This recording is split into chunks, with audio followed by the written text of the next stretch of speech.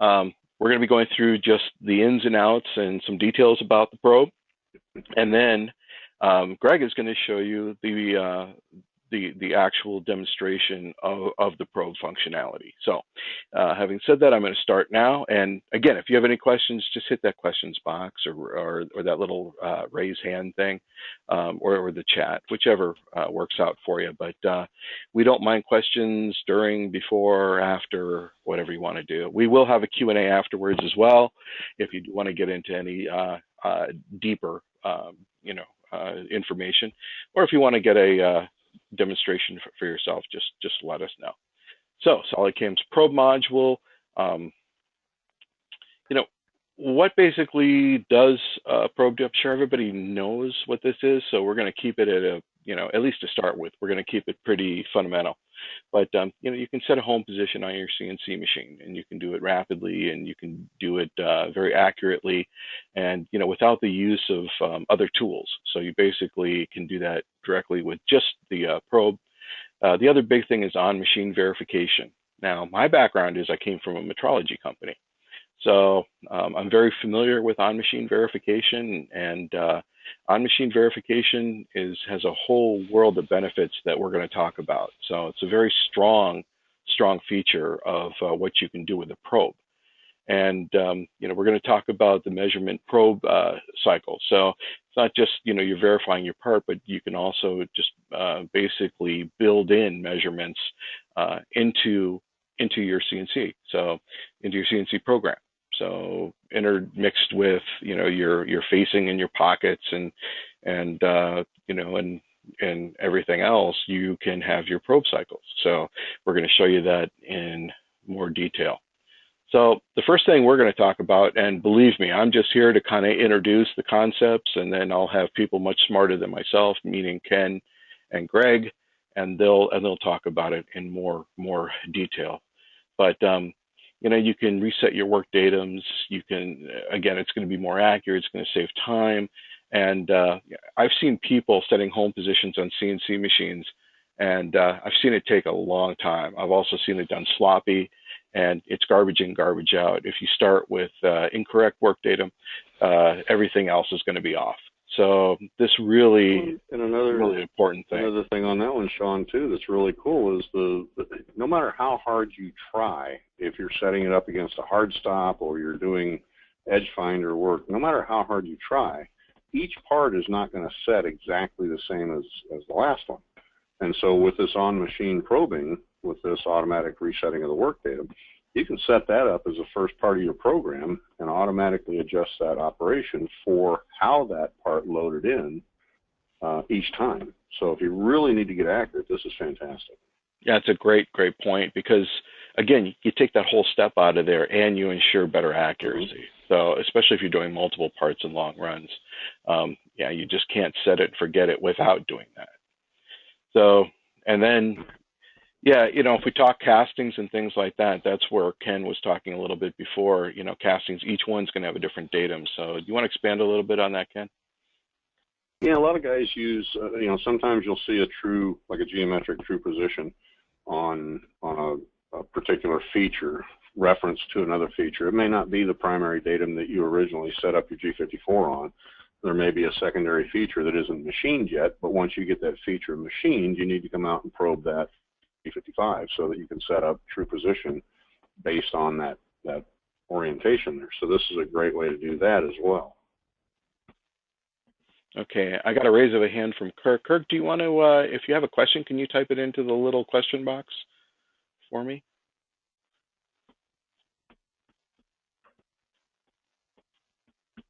Okay, I think we'll continue until we get that question, and then I promise we'll get to that question as quickly as possible. Okay, so hopefully you can all see the screen. So we're not just referring to audio, and we're also not going to do a death by PowerPoint. This is just a few slides to get us up and running. Okay.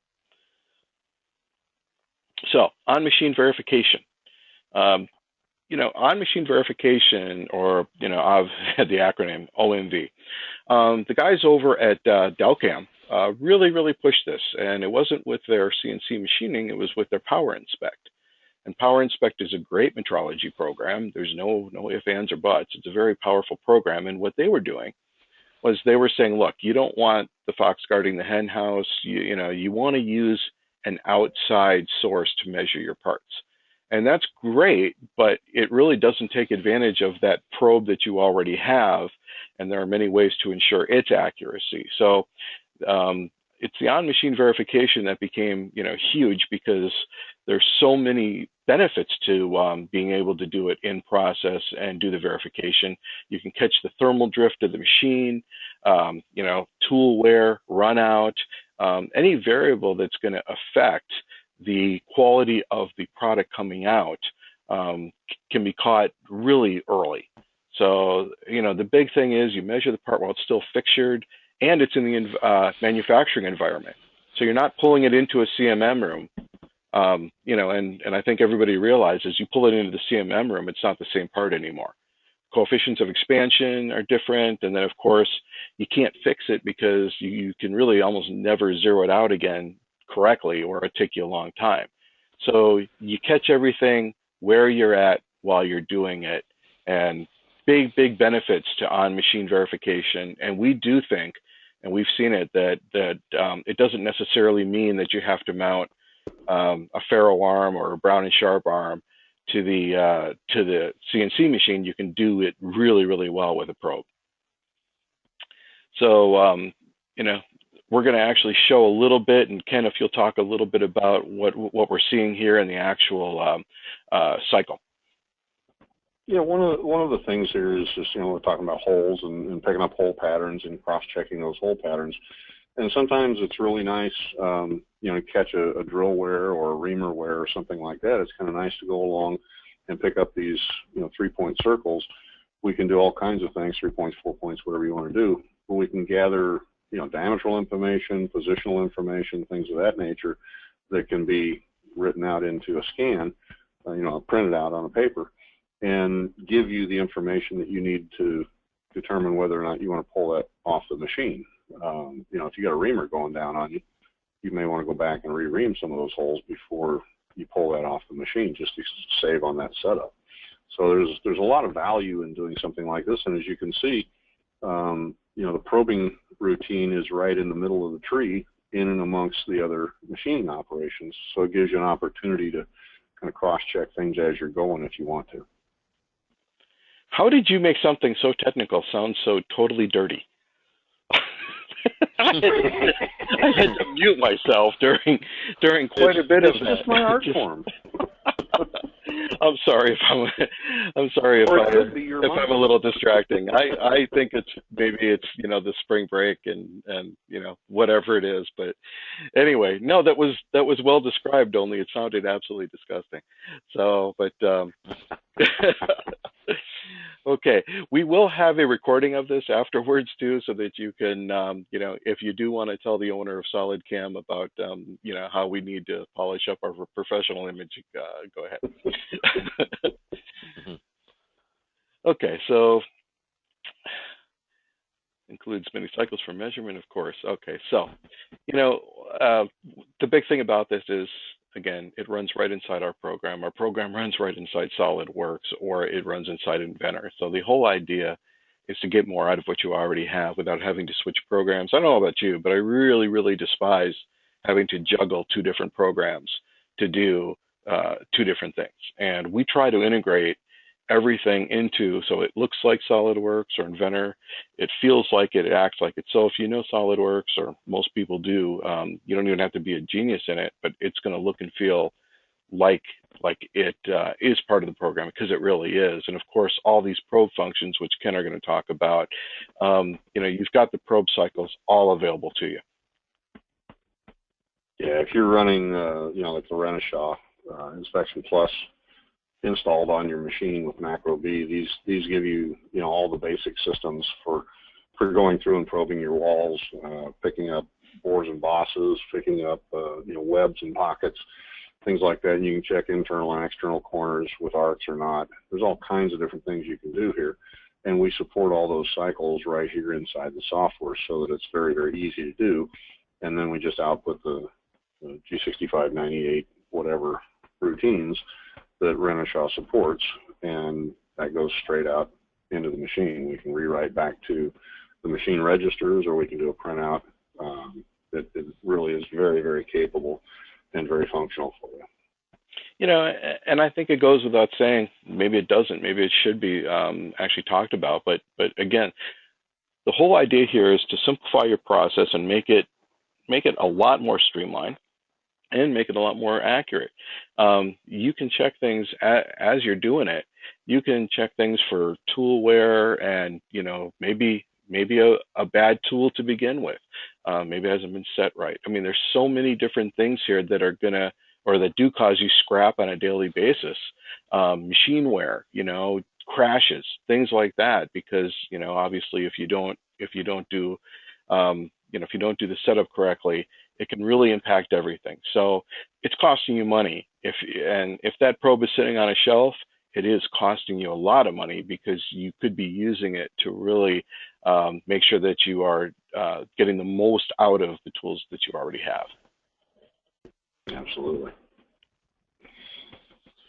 Okay, so again, yeah, go ahead. Yeah, I was going to say again, you know, the idea of having those probing routines intermixed with your CAM operations becomes very powerful, because again, if you have a feature that becomes a secondary datum after it's machined, you really want to kind of check that feature before you begin to build the other features that are referenced to that. So this gives you a really good way of making sure that you're getting the information you need at the right time. Yeah, and you know, you can in our CAM manager, you know, we obviously have our different you know, our different cycles and things like that, and different operations. But it's kind of nice that it's very simple, because it's just treated like another operation. So it can be reordered, it can be moved easy, it can be set up, it can be copied, pasted. So, you know, it's not hard to really set this up, because it's just like another operation within SolidCAM. Exactly. And one of the other things, and you know, you're obviously going to pick geometry. You're going to pick geometry to do your operations, and it's very similar to the way that you pick your geometry right from the SolidWorks or Inventor model that you do for your probe. Yeah, and in some cases you can actually use the geometry selection, so it just gets to be reused in this new operation. Not always, but quite often that's a very good case. Yeah. So you're saying if you picked a bunch of geometry for a specific operation, that's saved, and you could use the same save you picking it all over again. Yeah. Mm-hmm. Okay. And this is a big one, so I'll let you talk about the basically auto updating. Yeah. You know, this is one of the things that's really cool about SolidCAM is the associativity of the CAM to the solid model becomes just seriously important. If you get an engineering change order, or you're working in prototype fashion and you need to make a change to something, you don't have to go back and regenerate or rebuild all of your tool paths.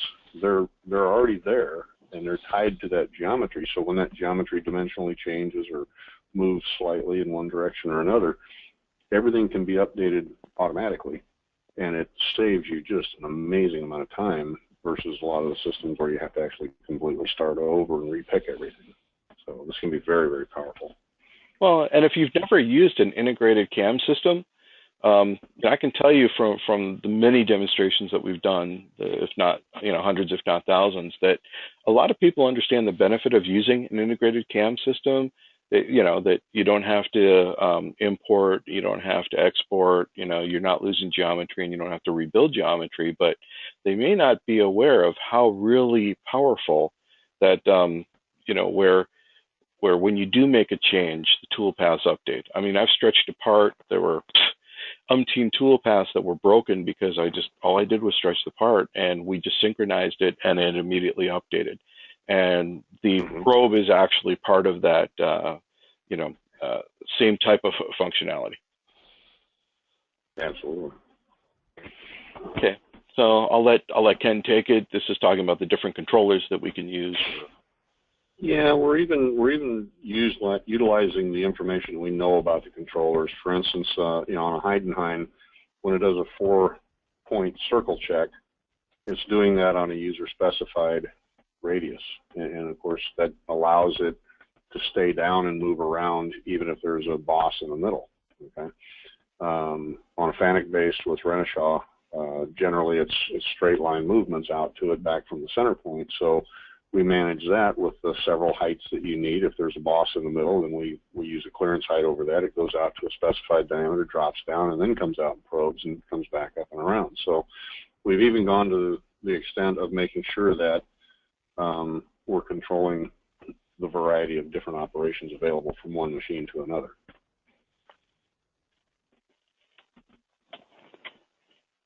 Got it. And then, of course, the preview and simulation is obviously that's a big part of it. You want to make sure that it's you don't want to crash that probe, and knowing that you can see it ahead of time is kind of a huge thing.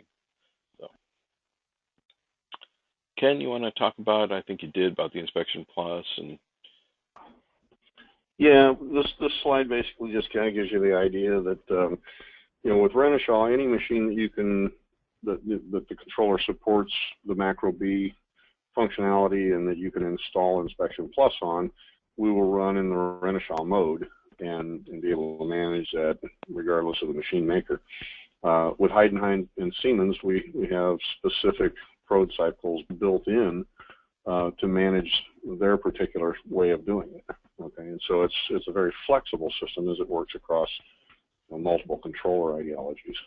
Exactly. You're not just stuck with one specific type of controller and probe.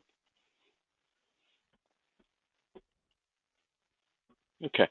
This is just a 50,000 foot. Remember I talked about we're going to talk about functionality, and we're going to talk about what it does versus who does what, or getting deep into the post. But in SolidCAM you have your machining operations, you have your probe operations. Again, the right inside the CAM manager, treated very much the same, which gives you tremendous flexibility, and it really makes programming simple. But what I can tell you is that it's really a lot of it in the post processor, and the post processor handles both the machining and the probe input. So a lot of the data that is being generated is going through that post. Ken, you want to add anything to that one, or Greg? Yeah, Greg, why don't you talk a little bit about post processors? Yeah, it'd be a good time. I'm actually going to cover that in some of the demonstration that I'm going to do, because I'm going to talk about the variables and everything. The post from the 50,000 foot view is basically a library that is going to plug into your existing post processor and handle all the probe calls. It doesn't even, it integrates pretty seamlessly, just like the software is part of our software. The post complements your existing post processor, and will put out the appropriate code to use the macros that the Inspection Plus provides you as they're running in the background on the machine. So it takes advantage of that fact and manipulates those macros. Okay, and yeah, I just wanted to basically introduce you to the audience too. And the other thing I want to say, and I want to step away from probes for a second, is if you're not a SolidCAM customer, one of the big things that why SolidCAM is so successful, and we've been hugely successful almost over the last decade, but we are gaining market share rapidly, is that we have people like Greg that are a U.S.-based post team. And these guys, they speak your language. They understand, that they understand that a library post is kind of a, let's put it that way, they don't work. A lot of CAM companies promise library posts, and they just plain don't work, because two machines that come off a manufacturer's floor onto the loading dock are usually configured two different ways, or if they're sold through a reseller, they get configured different ways. So that's why we have a post team. You've got, 6 guys now on that post team that are doing nothing but posts, literally the whole day through. And I'd say that's what sets us apart. And we have a lot of people coming to SolidCAM just because they've gone really frustrated with posts from the other CAM vendors. So we don't tout our library posts. Almost every post we do is based upon a working post, but then it's tweaked. And then as an adjunct to that, we do this, the probing post, and it becomes a very, very strong system. Okay. So, and then we have our probe cycles. Ken, you want to talk about the macro B and print commands? Yeah, in the macro B, like Greg was saying, you can write things, back into the controller registers, updating, particular variables and, moving work coordinate positions around, things of that nature, through that macro B interface. And that this probing system allows us to do that via the post processor.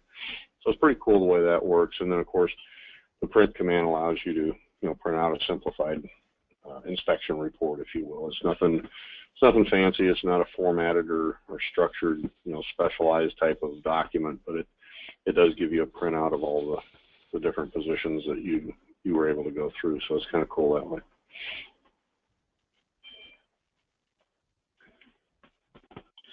Okay, so this is basically, we wanted to give you a little bit of a taste on, we treat a probe very much like a cutting tool. So this is how you basically set up the probe inside the tool table in SolidCAM. And it gives you a way of identifying those critical features of the probe that you need to know about in order to, number one, move that probe around safely without damaging it, but be able to position it correctly for the probe check. For instance, the ball diameter and the extension length is all very critical. Also, we do simulate, so that barrel is nice to see, so we can make sure that while you're reaching down into a pocket or something to probe a particular feature down in there, you're not running the barrel into the part or a clamp. So, pretty important. Yeah, I was the guy who came up with the artwork for the barrel. You like that? Nice choice of color. Special. Oh, no, I didn't say I picked the color. I just, I came up with the cylinder idea. Okay, so... Very complex algorithm. Oh, it was, trust me. Hey, here's an inspection report that would be a printout from a probing routine. Mm-hmm. And it's kind of important to state that as you're measuring things in the probe, this type of report is done feature by feature. It's as the probe is obtaining data, it puts it in a bubble memory, and either we process it or do something, or it's sent out on a report, because the next feature that you pick up rewrites that section of the bubble memory. So this is a generated as you go report. It's not something that's dumped out all at the end. So. Okay. So I think, having said that, I think I will, if there's nothing more to show, I guess you guys would probably want to see a demonstration of the software in action. So I'm going to make you the presenter, Mr. Shills, if you choose to accept it.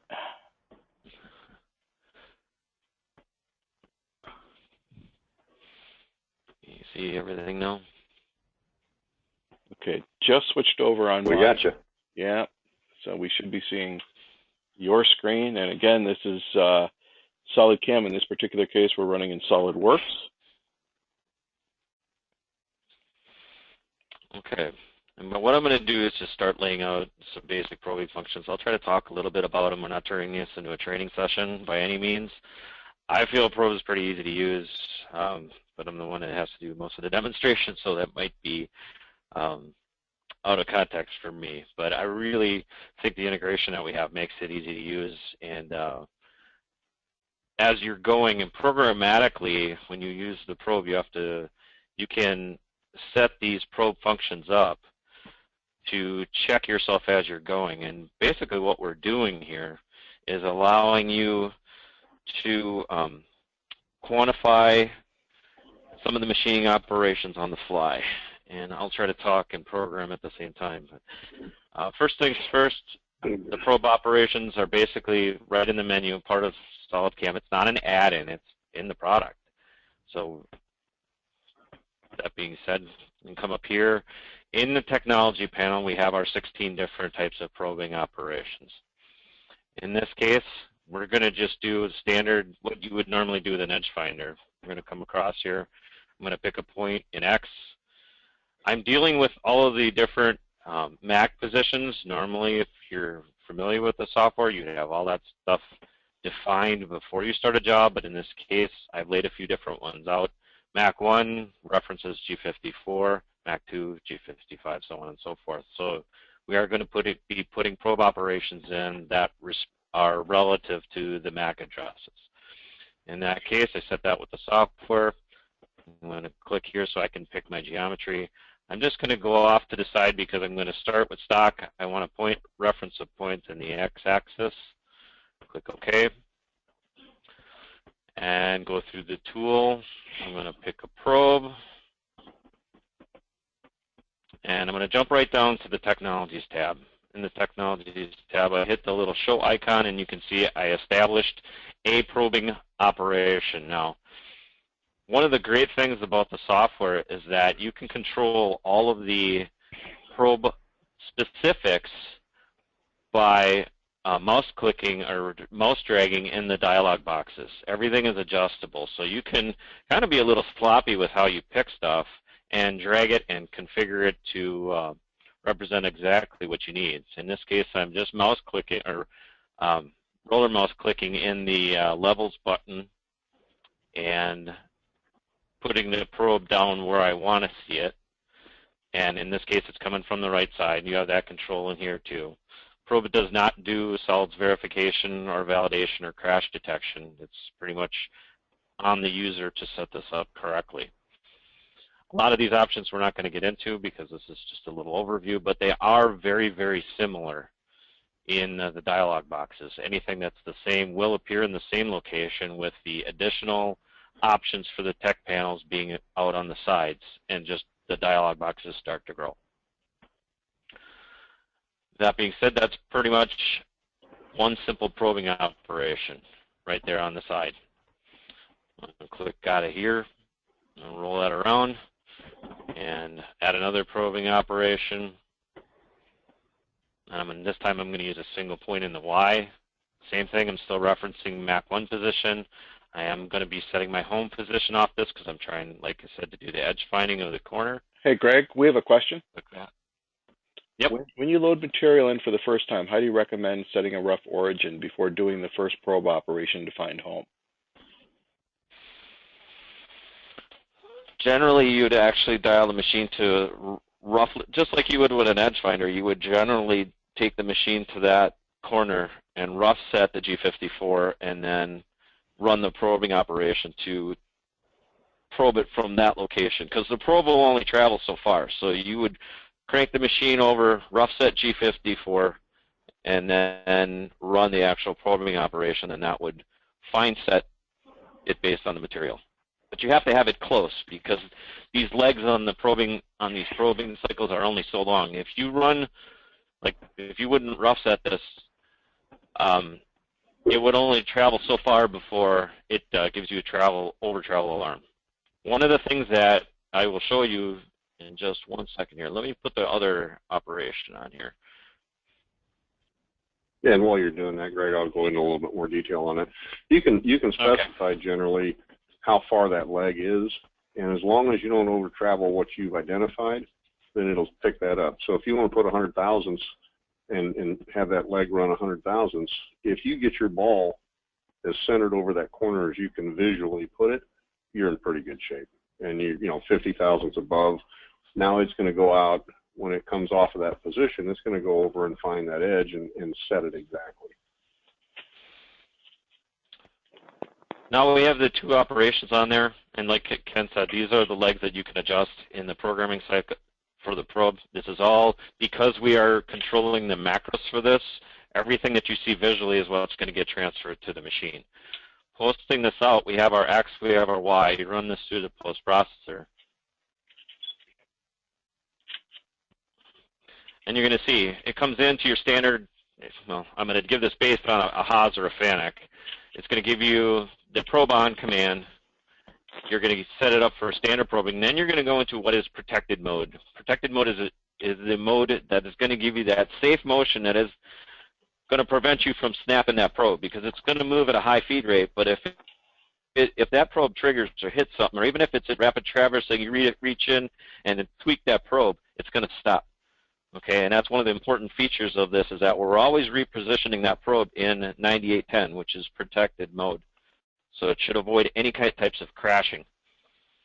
So as we look through the G-code, you're going to see our two protected modes. It's going to set up, and then the probe cycle, which is a 9811 when it's picking up just an X position. That's what it's going to execute, and then you have your S1, which signifies right this S location. S1 location is G54X, so it's going to take this information and write it into your G54 work offset. One of the things that when you do probing cycles, and a lot of people don't really understand when they run a probing cycle, they can manually control these things from the MDI, and it internally does that. What we're doing is we're giving you, as the user, the ability to graphically drive these things geometry-based. So it's in reference to your part model. So that's kind of the whole idea behind the probing library, is that when you're going out and driving this probe around to these locations, in this case we're just doing and setting a home location. That's what the S1 code is. There's so much more that we can do with this. You're gathering data, and either you're going to dump it out to an inspection report, or you're going to maybe do some variable programming, or you're going to check certain features in the machine. And that's why we call it on-machine part inspection, because you're going to take this data and, as we're going through this, get it and either leave it in its bubble memory or transfer it somewhere else into the machine control, so you can remember that geometry or that feature that you measured. Just to flip over real quickly to the Haas inspection manual, there's locations in the control, in the parameters, where you can write information, and that's where a lot of these things are going to be stored. These ones that I have highlighted, 120, 139, and 520 to 539, are available to the user. You can take this information as you're obtaining it, go out and measure a feature, and write that information into these memory locations. Now, it sounds really complicated, but it really isn't. And I'm going to go over kind of how we go about doing that, because there's features in the software that we can graphically go out and obtain data and then put it into memory locations for your machine operator to reference later, before he pulls the part off the machine and is doing on-machine inspection. Okay, and this is really odd because there's like no feedback when we do it this way. I'm used to doing training sessions where people ask more questions. So well, there is a question. They say S okay. Always X point. Not sure exactly what that means. Hopefully you do. So it can anything. Question? Yeah. What was that? Yeah, S just tells it to pick that register for 1. The X, Y, or Z axis that it's moving in when it probes the 9811 tells it what register within the S1 to set. Correct. Okay, so based on this geometry, let's just say we went and found our edge. Now, there's other operation. There's going to be more than one way to skin a cat, per se, in probing. We can do an edge corner pick with the corner pick function, but for the sake of this webinar, I wanted to show you the simple way we do it this way, through picking X and Y. Now, in this case, let's just say we were going to go out and do a couple of feature machining. So we're going to go and add a milling operation. Let's do a profile, and we're going to run in reference to Mac 1 yet. Click OK, and I'm just going to pick around this guy here.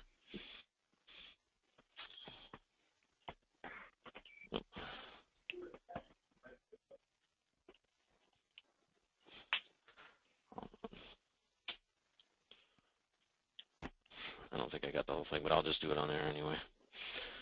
Let's just say I'm going to pick that edge, and we'll go with the tool. I'm going to go pick a milling tool. And that's cool. Grab that. I'm just going to put a path on here. And good enough. Okay, now let's just say we wanted to go out and measure that feature based on what we've just machined. So you can come in here and go add a probe operation, I'm going to come in here and I'm going to do a boss measure and go out and pick my geometry. And we'll do it this way this time. Click OK. Go out and pick the probe. And come in and look at what we picked. Now in this case, it automatically snaps to an X measure. We're going to want to, we can pick X, we can pick Y, we can pick X, Y. The software is very, very flexible that way as far as different types of measuring.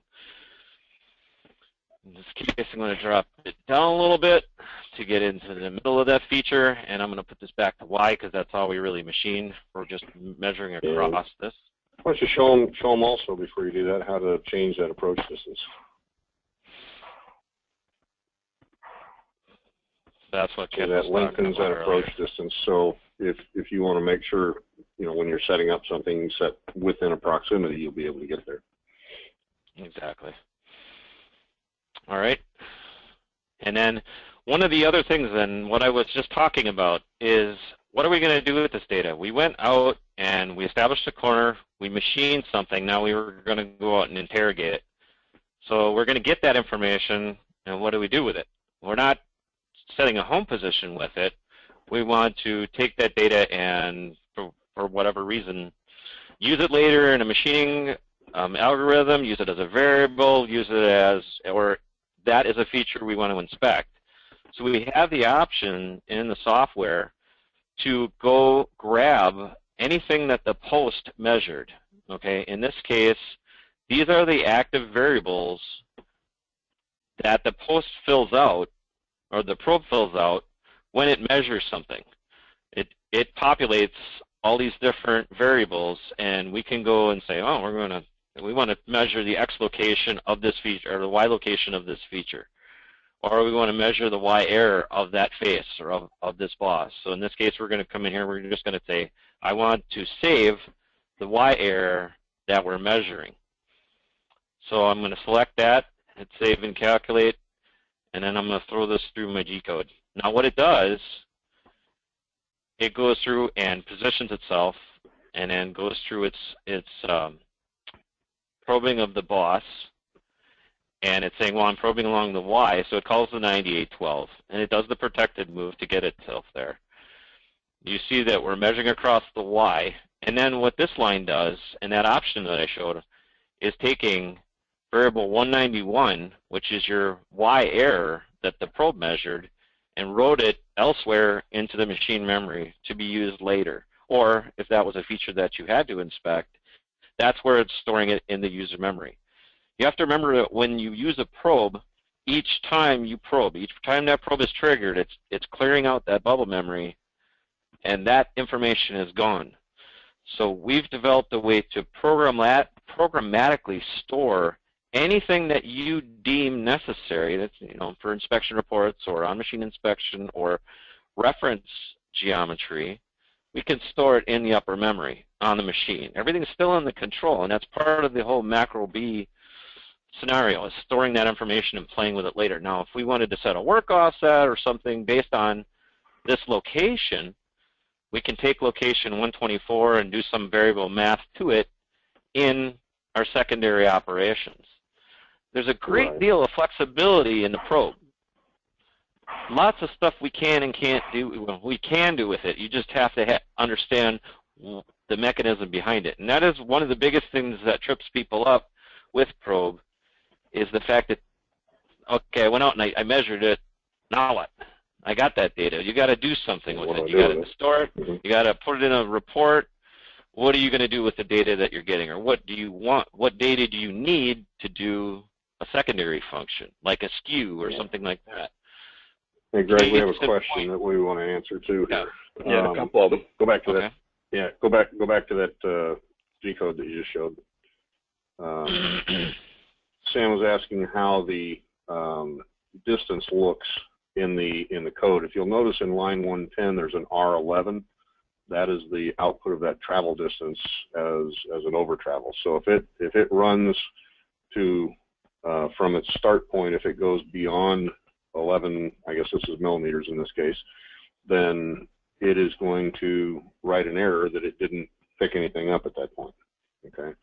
And so that adjusting of that value that he adjusted in the parameters actually outputs on that line of code.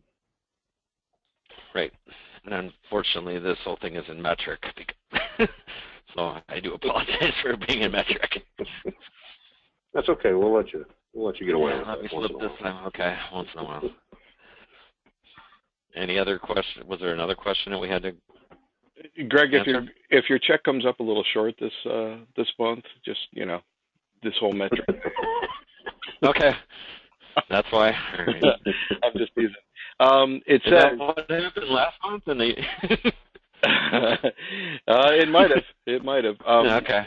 Question from Walter: how do I get the info off the control to make the report? As you're going through and measuring things, now, like I said, there's two ways to obtain data. Like if we wanted to get information from this particular feature, and you wanted to output it through the Renishaw supplied interface, which is basically just a printer output.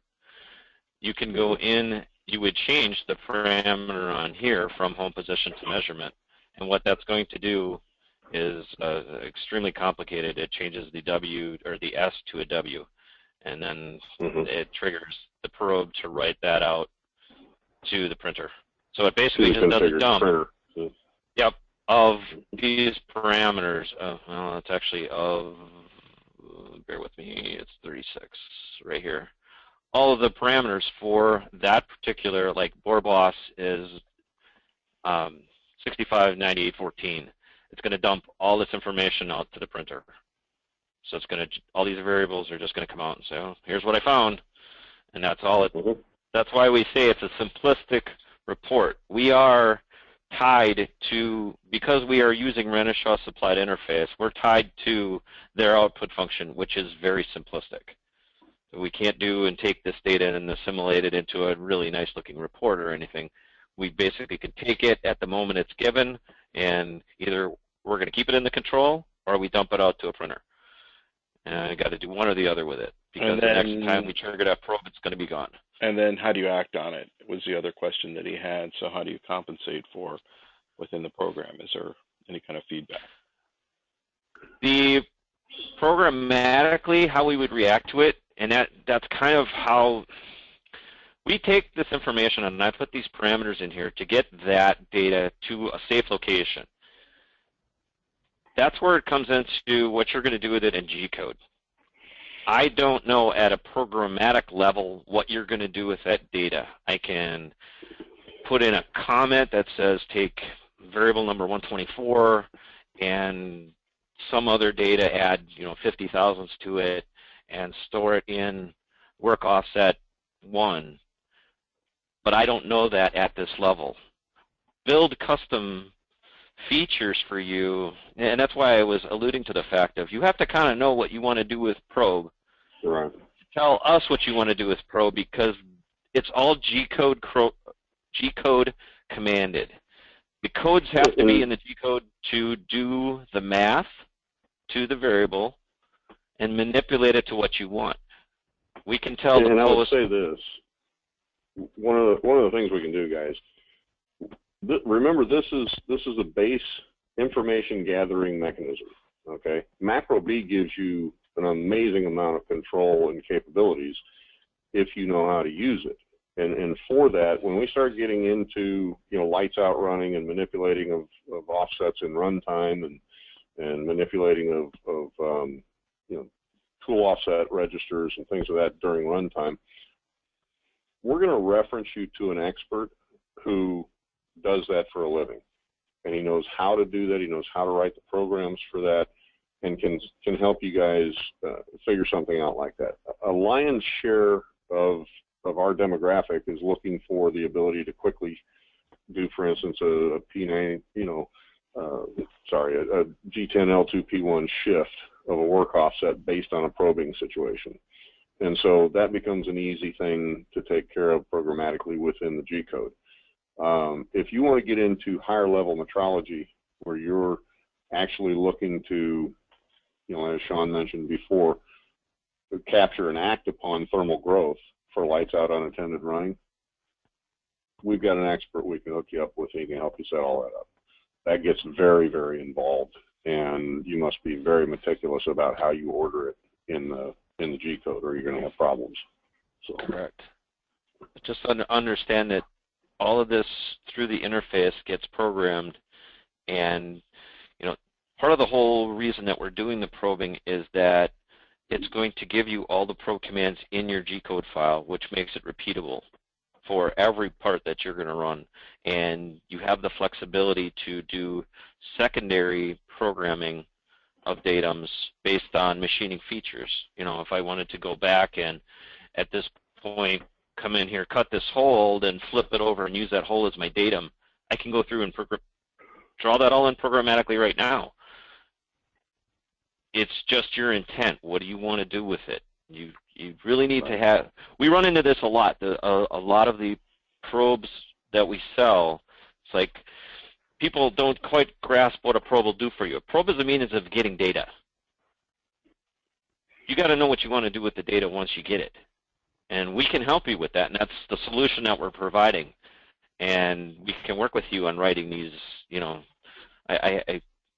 I'm shying away from custom features, but I mean what you want to do and how you want to act on the data. Mm-hmm. And we've got another question in there about how much machine memory is utilized for the Renishaw sub-programs. And that's kind of variable. That depends on what you load and what you're planning on using. So, yes, you can trim it down, and if there are certain, we use the lion's share of what's provided by the Inspection Plus software. There's very few. I think the easiest way to say it would be if you're planning on doing some intense stuff, make sure you've got maximum amount of memory on your machine. Don't try to do, lights out unattended metrology on a machine that has, 1 megabyte of bubble memory. Forget it. It's not going to happen. Okay. You want a PC-based controller or something that has extended memory that will give you lots and lots of room for that stuff to be loaded up. Don't try to cut corners on this. And the other question was, is Macro B from Renishaw? Ken, you can give the history on Macro B. I don't know if I know the entire history on Macro B. Macro B is a language that is allowable on a lot of controls, and Renishaw takes advantage of it. Let's say it that way. Right.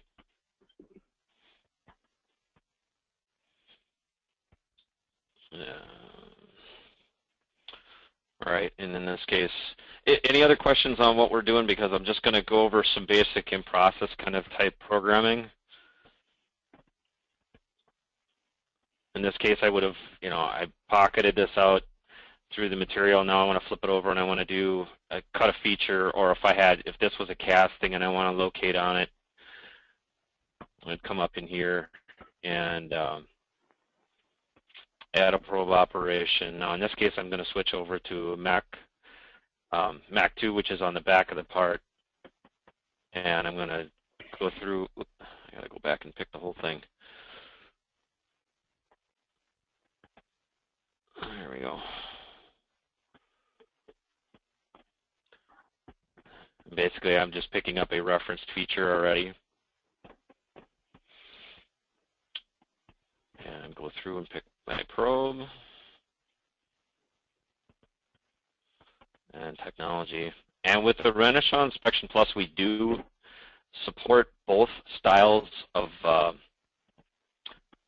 programming, or there's two modes in the Renishaw Inspection Plus. You have vector probing and standard lineal probing. We do provide both the macros for the vector and the lineal probing, which is the difference between 4 touch points for a cylinder or for a circle and 3 touch points. If you look at the difference between the two, it is a completely different macro, and because it's along an axis, that's the one that Inspection Plus provides standard. If you have a Haas and you do need to do the 3-point programming, it does need to be calibrated before any type of probing does. We are preemptively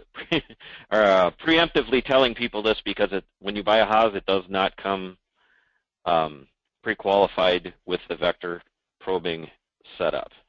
It does come with it, but it is not set up by default. And what about Fidal? Fidal is the same way. And there's just a difference in the macro that it's using and with the 4 touch points. If I say that and save and calculate and throw this through G code, this is 9814 with a D register. And then if I go back and change this, this is going to be, and this all comes standard with the standard post that we provide. We'll set you up with all the macro for this. And this is a 9823, and you have an A, B, and C register, which is your vectors. And if you look at the output for this, you can see that you have control over the actual vector in the angle. You can take in this dialog box and move it around.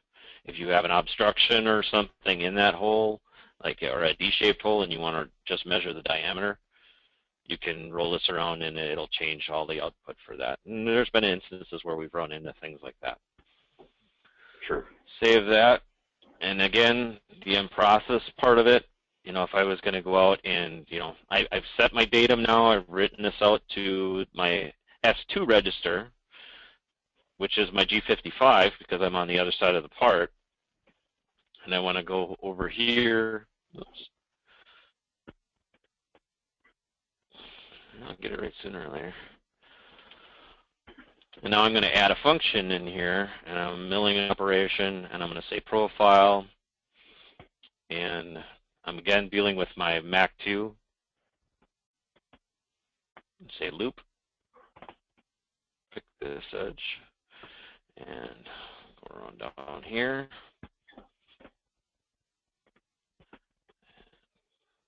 Grab my milling tool. And that should be good enough. I generated that. Then I want to come back in here once I've generated that, and I'm going to say add a probe operation, and then I'm going to go through and do the same thing. I'm going to come in here and say I want to measure a boss, and I'm going to select Mac2 because it's all in relation to Mac2. And then I'm going to come down and grab that same loop again.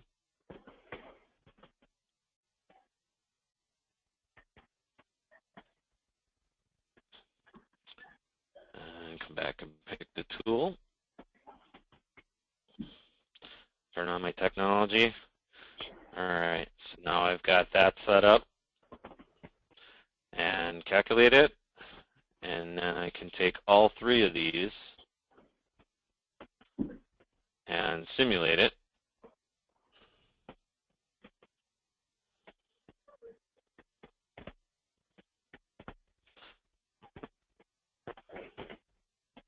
And then generate the G code for it.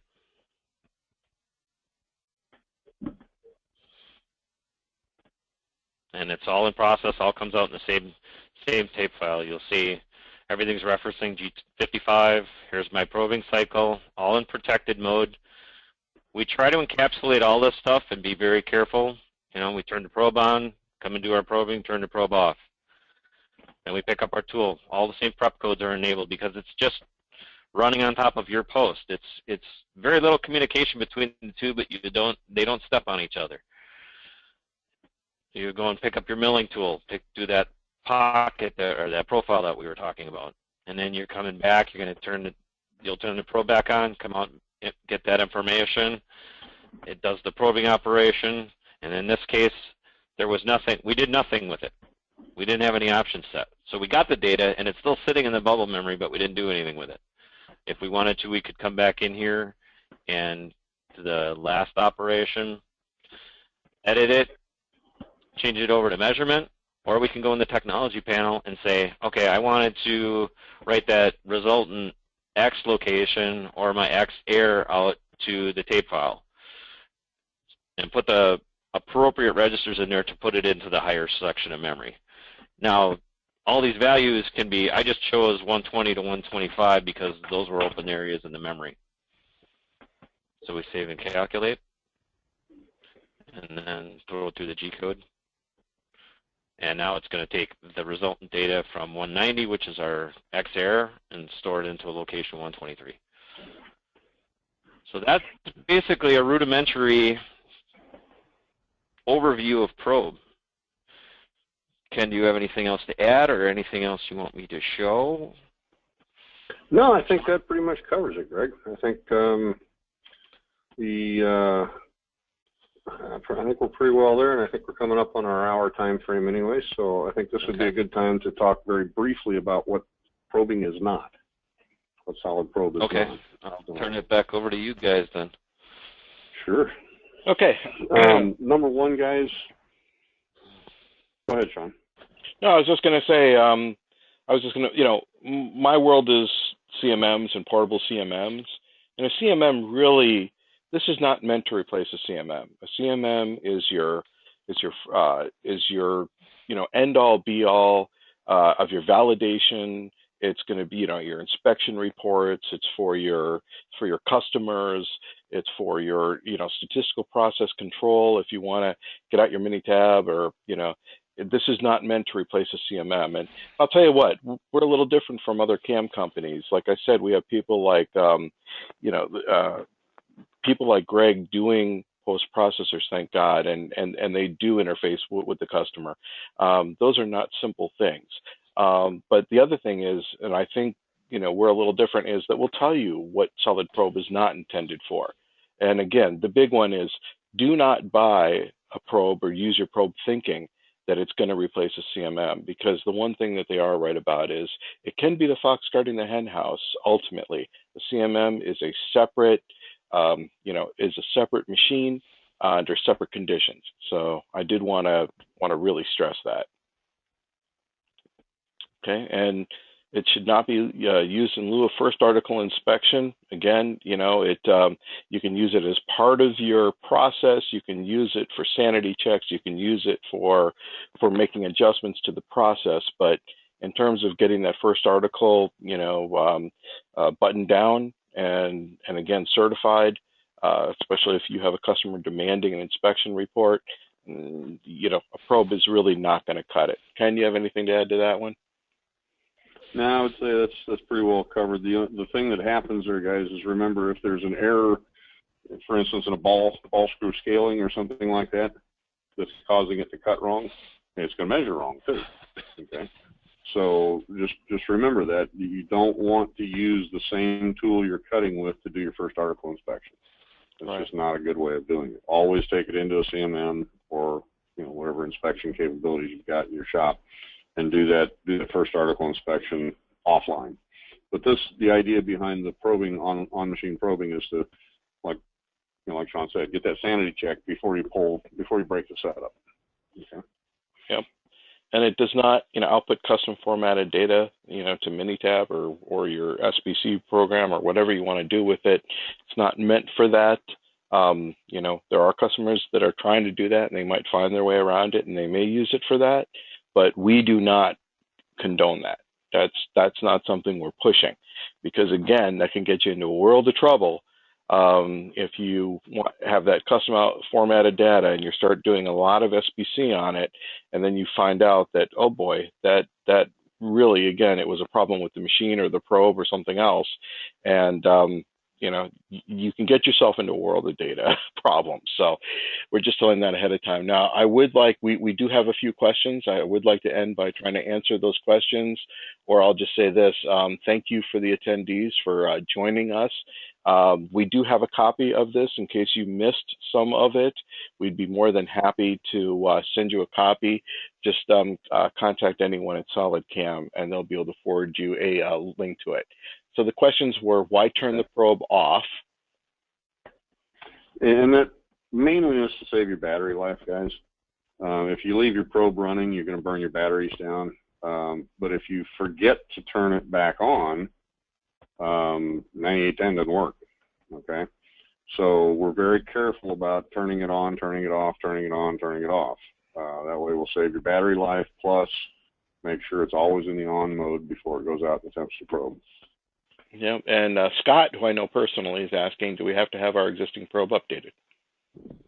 Our existing post updated. Post. Yeah, sorry. Flip of You the. have to have the probing added to it.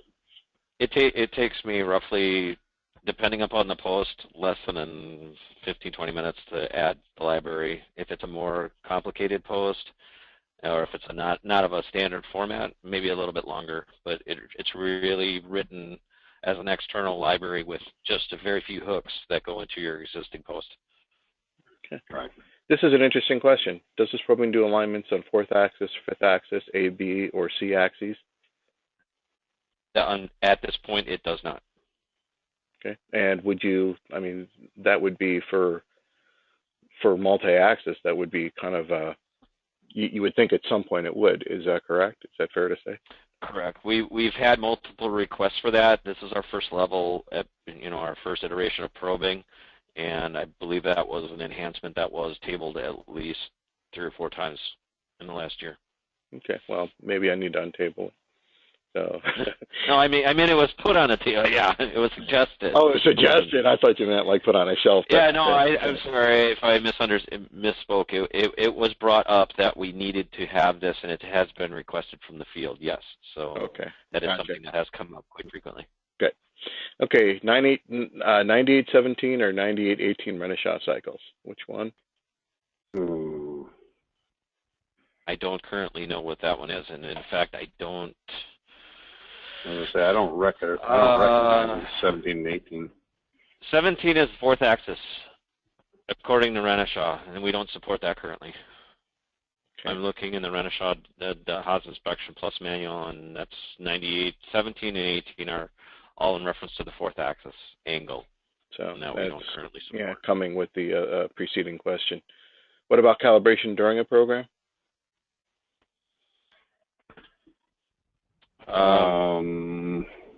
Not sure I would recommend that. I would calibrate prior to any programming.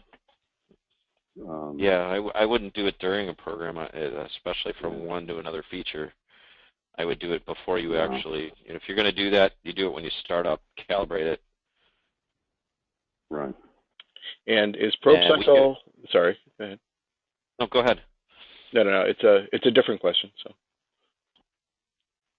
As far as the calibration goes, we could probably put something in if it's required that way, and you need to have an automated calibration. I see what he's asking. He's asking if he has to change probes for one feature. Can we calibrate the probe during? Don't know, Josh. We'd have to look at that. Yeah, I'm unsure of that as well. Yeah, that's good. It's a good thought.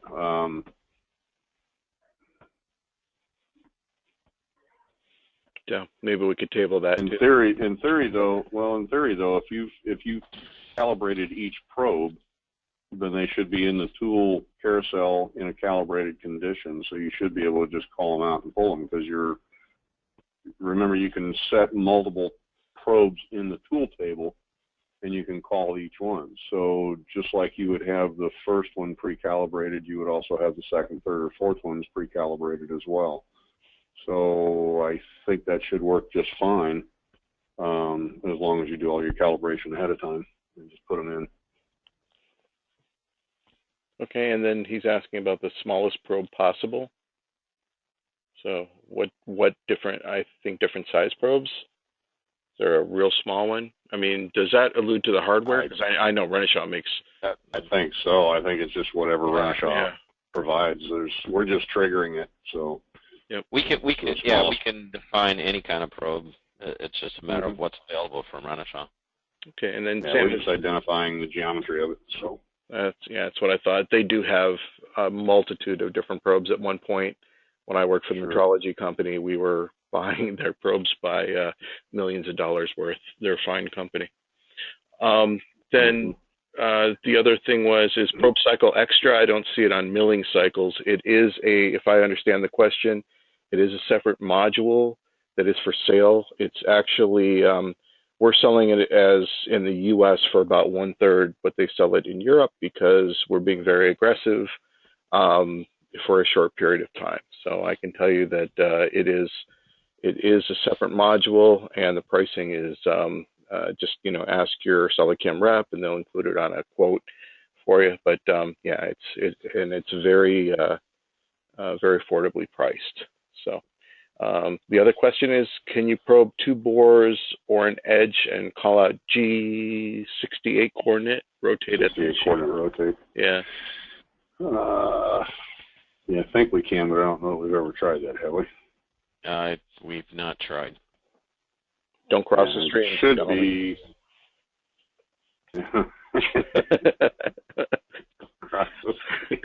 Don't cross the streams, gentlemen. I'm just teasing. Boy, that's funny. We'd have to look into that one, John. Get back with us after this on a offline, and we'll see if we can't figure out whether that's doable or not. I think it might be, but it could require some extra programming.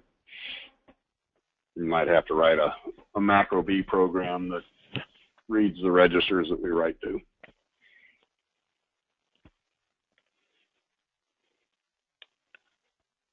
Okay, we just have a comment. Thank you, and thanks for the info. Probe work is confusing. We agree.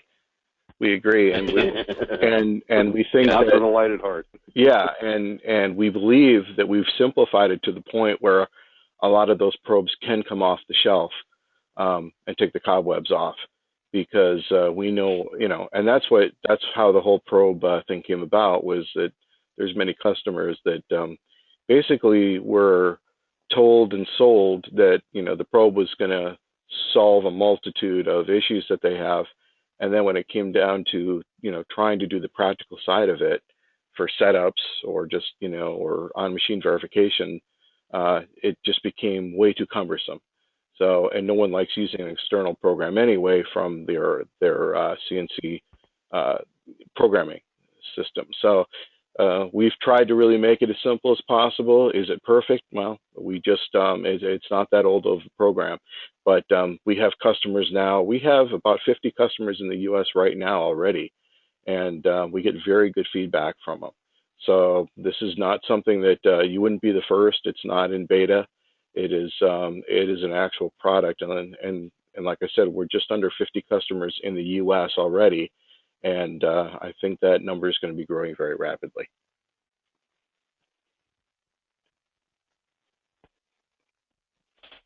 Okay.